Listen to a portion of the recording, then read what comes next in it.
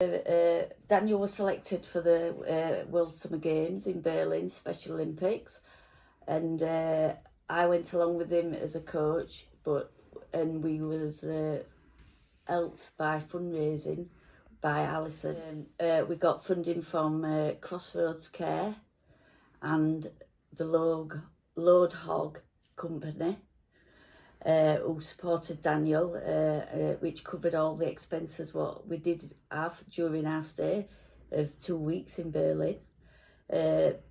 Daniel played bowling and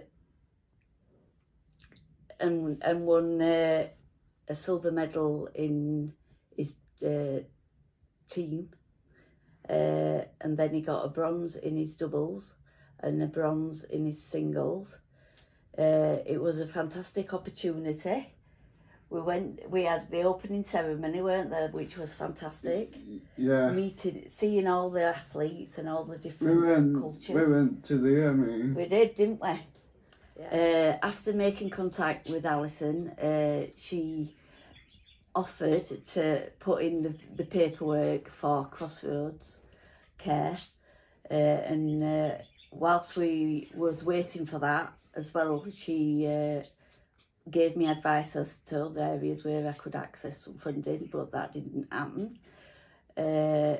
But she did then say that she knew a company that had supported herself through funding cause, and this was Low Dog, and they provided a big lump of money to cover the cost of anything expenses wise during that fortnight, and also to pay our part to the going to the event. What support do you get at home, Shirley, and how did that help with the event? What sort of support do you get on a day-to-day basis, and what does life look like?